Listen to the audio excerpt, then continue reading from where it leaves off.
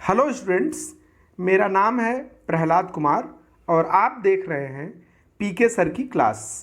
आज के लेक्चर में हम लोकतांत्रिक राजनीति के तीसरे पाठ लोकतंत्र और विविधता डेमोक्रेसी एंड डाइवर्सिटी पढ़ेंगे। इस पाठ में हम लोग लोकतंत्र और विविधता का अर्थ, मैक्सिको ओलंपिक की कहानी, सामाजिक भेदभाव की उत्पत्ति, विभिन्नता में तालमेल एवं टकराव और सामाजिक विभाजनों की राजनीति पर अध्ययन करेंगे। इस पाठ का नाम है लोकतंत्र और विविधता। पहले दोनों शब्दों का अर्थ समझते हैं। लोकतंत्र का शाब्दिक अर्थ है लोगों का शासन। अमेरिका के राष्ट्रपति अब्राहम लिंकन ने लोकतंत्र की बहुचर्चित परिभाषा दी थी। लिंकन के अनुसार democracy is a government of the people, by the people and for the people. लोकतंत्र ऐसी शासन प्रणाली है जिसमें सर्वोच्च सत्ता जनता के हाथों में निहित है, अर्थात जनता अपने निर्वाचित प्रतिनिधियों के द्वारा परोक्ष रूप से शासन करती है। दूसरा शब्द है विविधता। विविधता का अर्थ है अलग अलग प्रकृति की चीज़ें, मसलन धर्म, भाषा, समाज, पहनावा, आदत, कद काठी, रंग रूप आदि।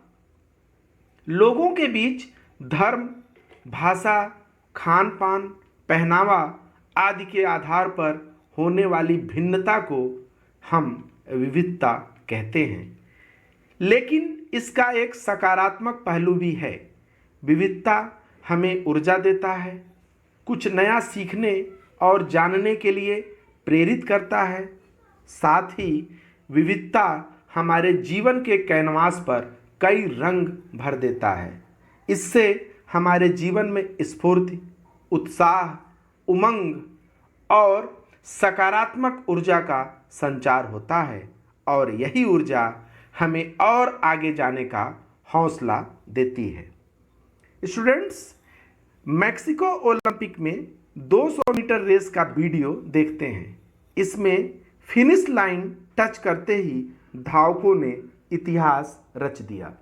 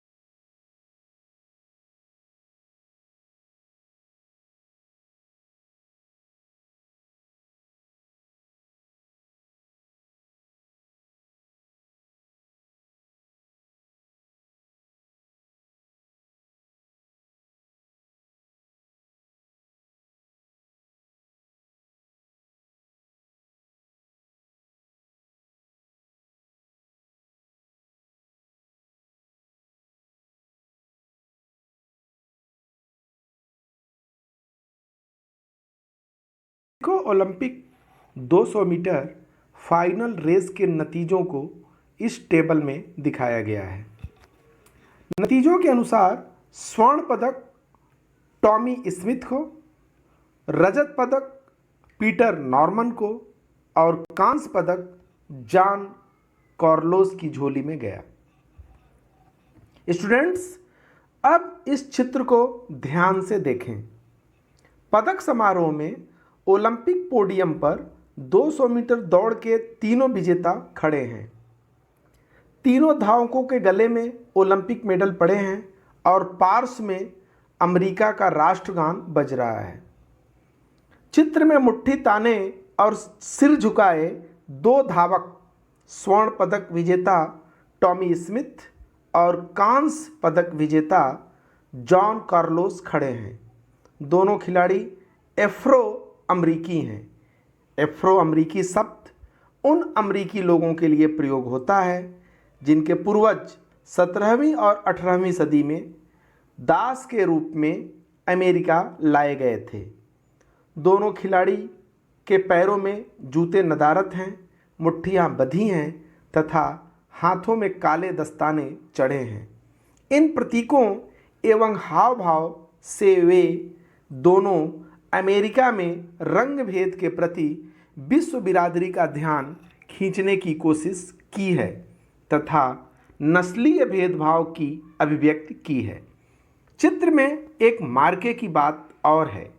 रजत पदक विजेता ऑस्ट्रेलियाई धावक पीटर नॉर्मन ने भी अपने जर्सी पर मानवाधिकार का बैज लगाकर साथी खिलाड़ियों के भावनाओं को प्रणाम करते हुए अपनी सहमति दी है। अपने साथी खिलाड़ियों के भावनाओं के लिए अपने अंतर्राष्ट्रीय खेल कैरियर को दांव पर लगाने की मिसाल खेल इतिहास में मिलना मुश्किल है। विद्यार्थियों, आपको याद दिला दें कि गांधी जी को भी दक्षिण अफ्रीका में नस्लीय भेदभाव का निशाना बनाया गया जब 1893 में उन्हें श्वेतों के लिए आरक्षित कोच में अधिकृत टिकट होने के बाद भी ट्रेन से बाहर फेंक दिया गया। अब इस पूरे परिदृश्य से दो प्रश्न उठते हैं। पहला यह कि क्या ओलंपिक जैसे अंतर्राष्ट्रीय खेल मंच पर अमेरिकी समाज में प्रचलित नस्लीय भेदभाव को उठाना ठीक है, और दूसरा यह कि ऑस्ट्रेलियाई धावक पीटर, जो न तो अमेरिकी थे और न ही अश्वेत, का अपने साथी खिलाड़ियों का साथ देना उचित था। इन दोनों प्रश्नों का उत्तर जल्दी मिल गया।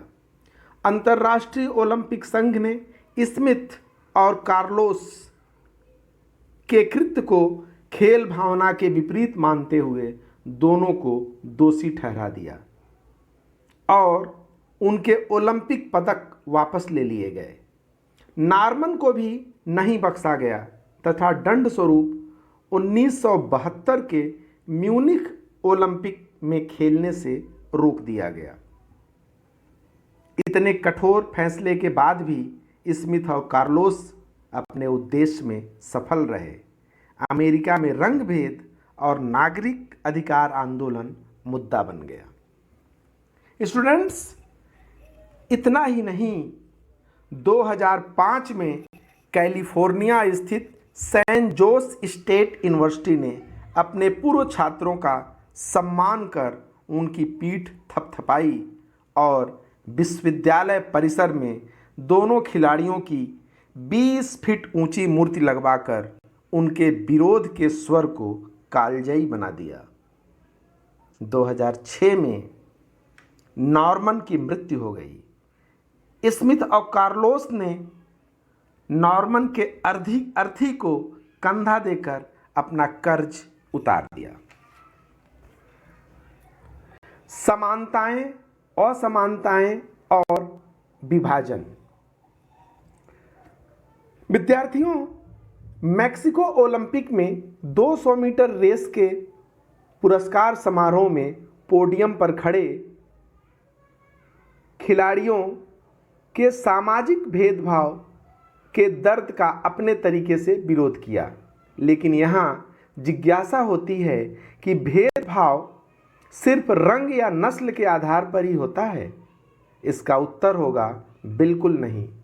सत्ता की साझेदारी पाठ में हम लोगों ने बेल्जियम और श्रीलंका की कहानी सुनी और पढ़ी है। बेल्जियम ने हमने देखा कि वहाँ सामाजिक भेदभाव का आधार रंग नहीं अपितु भाषा है, जबकि श्रीलंका में भाषा के साथ ही क्षेत्र के आधार पर तमिलों को कमतर आंका जा रहा था। इन उदाहरणों से यह तथ्य बिल्कुल साफ हो जाता है कि सामाजिक भेदभाव के कारण एक नहीं अपितु अनेक हैं। सामाजिक भेदभाव की उत्पत्ति। सामाजिक भेदभाव प्रायः जन्म आधारित है। जैसे ही एक बच्चे की किलकारी गूंजती है, वहीं से सामाजिक विभाजन की नींव पड़ जाती है। हम सिर्फ इस आधार पर किसी विशेष रंग, वर्ण, समुदाय, वंश, कुल के सदस्य हो जाते हैं क्योंकि वहाँ हमारा जन्म होता है। विद्यार्थियों, जन्म पर हमारा कोई अधिकार नहीं, किंतु जन्म लेते ही हम खास सुविधा, रंग, कुल, वंश के अधिकारी हो जाते हैं।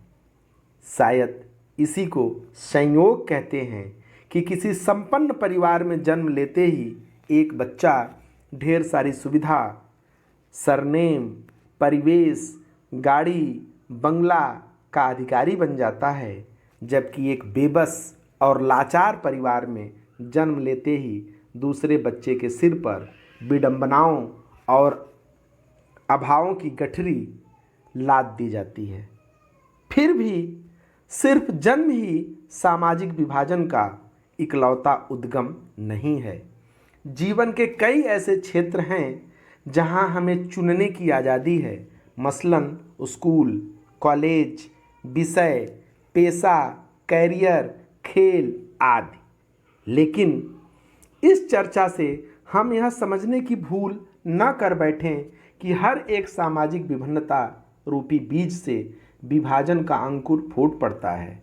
सामाजिक विभिन्नता सिर्फ खलनायक ही नहीं, कभी नायक भी बन जाता है।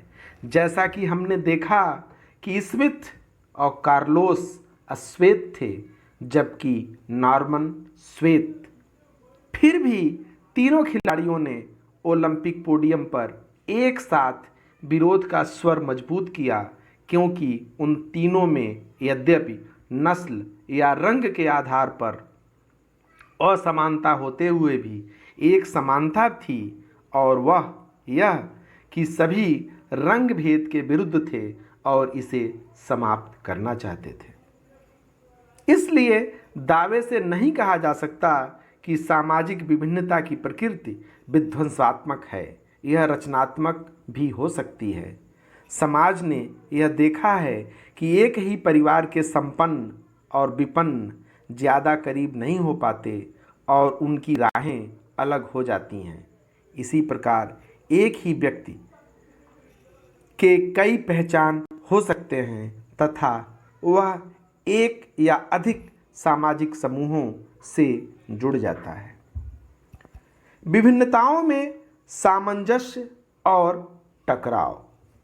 अब यक्ष प्रश्न यह है कि विभिन्नताओं में कैसे तालमेल बनाया जाए ताकि टकराव को कम किया जा सके।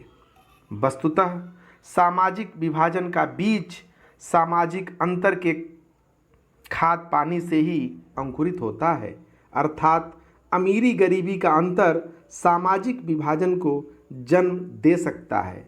जैसा हमने देखा कि अमेरिका में श्वेत और अश्वेत के बीच दीवार इसलिए खड़ी हो पाई क्योंकि जहां श्वेत संपन्न और समर्थ थे, वहीं अश्वेत बेबस और लाचार। और जैसे ही उन्हें लगता है कि रंग विशेष के कारण उनके साथ अन्याय हो रहा है, तो वे अपने जड़ों की तरफ लौट जाते हैं और सामाजिक विभाजन की लकीर खिंच जाती है। लेकिन हमेशा ऐसा नहीं होता।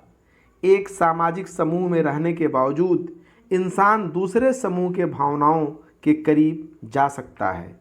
किसी एक मुद्दे पर दो समूहों का मत एक हो सकता है, जबकि दूसरे किसी खास मुद्दे पर एक ही समूह में दो खेमे बन सकते हैं। इसीलिए सामाजिक विभिन्नताओं के लिए किसी एक निष्कर्ष पर हम नहीं पहुंच सकते। विद्यार्थियों, आज पूरा विश्व एक गांव, ग्लोबल विलेज बनता जा रहा है। कतिपय कारणों से लोगों का समूह कई देशों में पहुंचने लगा है। ये प्रवासी उन देशों में रच बस भी रहे हैं और अपनी जड़ों को भी काटना नहीं चाहते। इस अर्थ में आज विश्व के अधिकांश देश बहुसांस्कृतिक हो गए हैं। विद्यार्थियों, इस लेक्चर में तो बस इतना ही। शेष भाग अगले वीडियो में। बहुत बहुत धन्यवाद।